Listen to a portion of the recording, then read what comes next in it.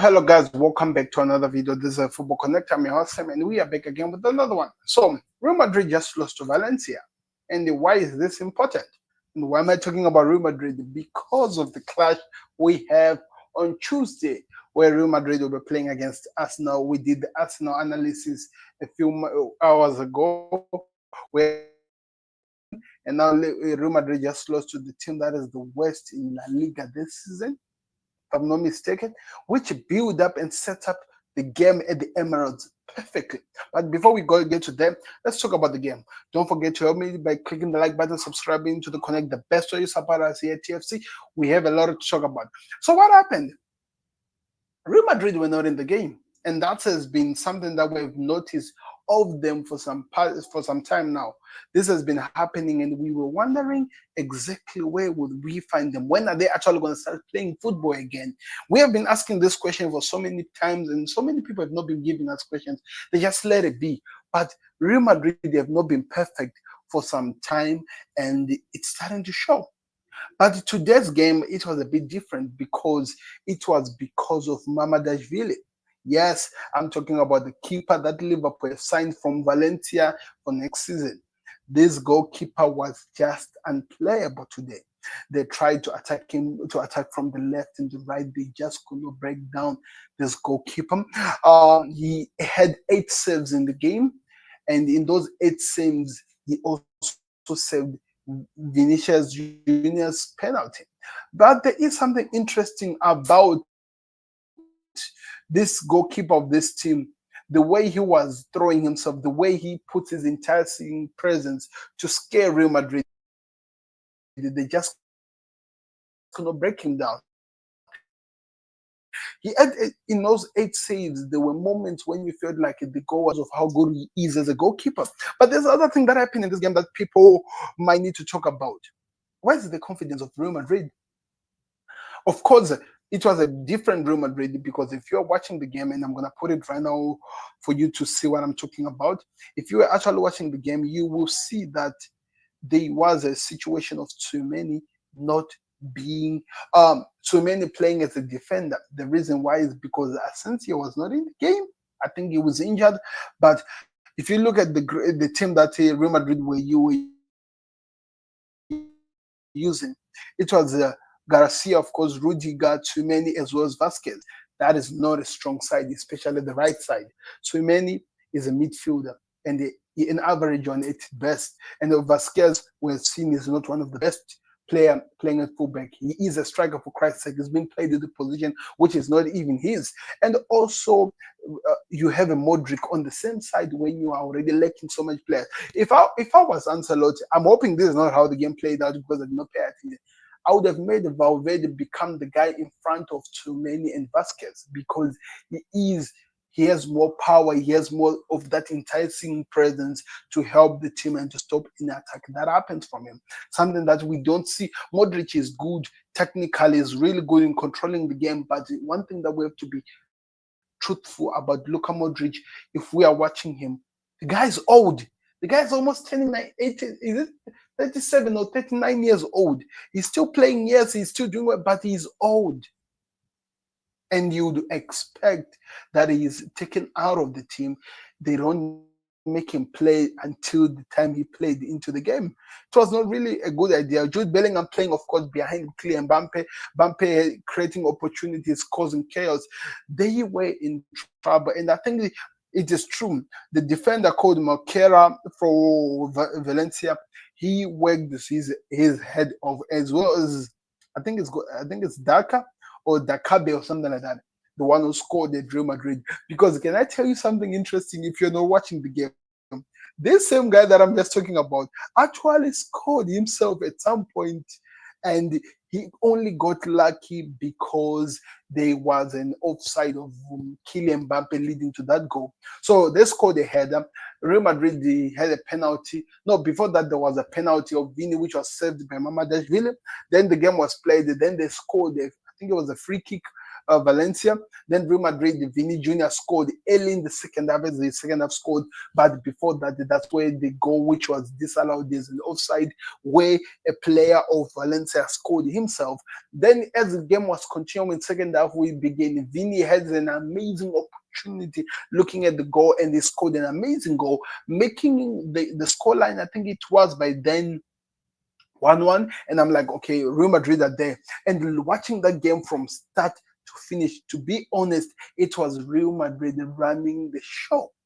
It was Real Madrid running the show. I'm talking about attacking. I'm talking about even whenever they are hit on counter attacks, the way they were winning the ball. I was actually irritated by the guy who was playing on the wing of Valencia, because it's either he's learning to play football or he will never move to any bigger club, because he doesn't know how to control the ball. And if you don't know how to control the ball as a player, then what are you offering? You are given the opportunity because they're trying to take the pressure away from them, because Real Madrid has been hitting them time and time again trying to score, and you expect that the player is able to help as a winger to take that pressure away from the attacks. And the player does not do that. And it caused so many problems for Valencia. But even though at the better end, in the end, it did work for their bets, because in the late stages of the game, as you are looking on the screen, on the late stages of the game, Real Madrid were tired. And in the 95th minute, they scored a goal, an amazing counter attack, which Real Madrid did not track well. And as they kept on going, Real Madrid could not stop what was happening, and that led to the goal, which was scored. And when the goal went in, I'm like, okay, there's still so much to play for. Real Madrid can come back. They still have everything in their hands. They can still control the narrative. They can come back, because they need to have the confidence that they need so that they can take it to the Arsenal game. They never came back in the game. I never saw Real Madrid in the game, and watching that to the very end, the game was over. The game was practically over, and there was nothing which they could have done or try to change the game, because they could not come back in the game. And they suffered for that. They suffered for that, Real Madrid. And I'm just wondering, if I'm Carlo Ancelotti, how do I look at myself in the mirror? Can I blame the team because they were missing one of their defenders? Because they have had a crazy season in terms of injuries on defenders. And I'm still surprised. I haven't heard any rumors of them looking for defenders. Of course, there are links, but I have not heard of them actually saying that they're going to sign a defender. Something that they need to work on, because Real Madrid are lacking so much.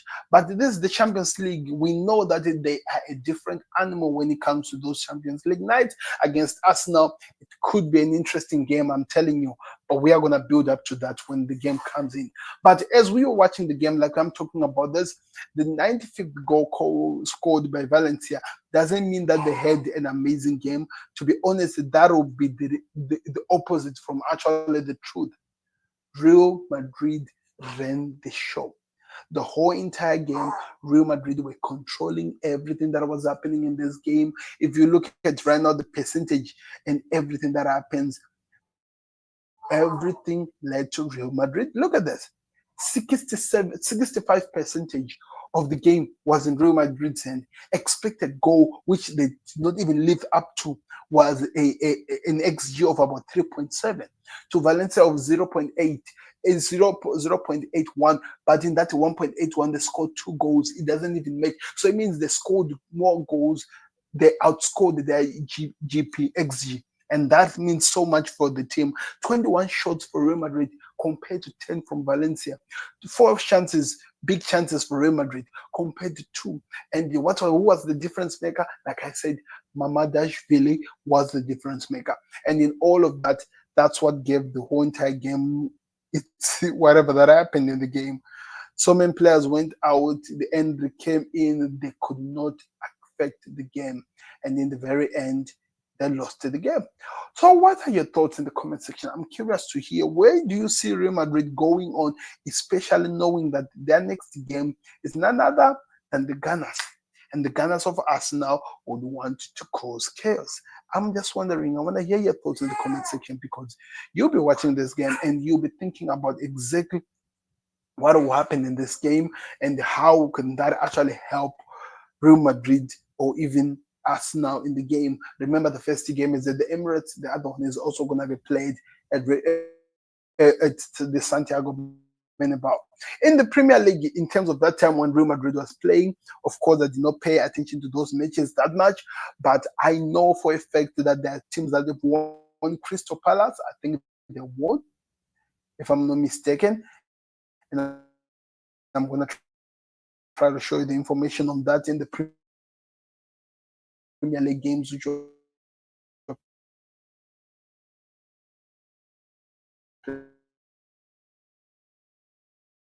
played today.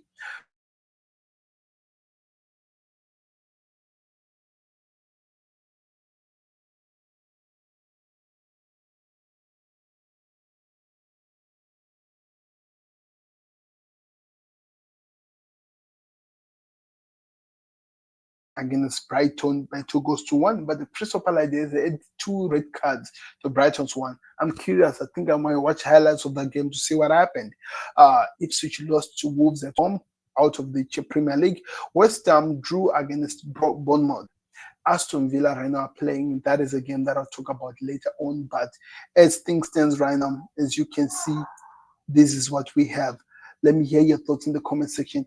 Don't forget to like that video. Don't forget to subscribe to the Connect and tell me where you are watching us from. But as of now, it's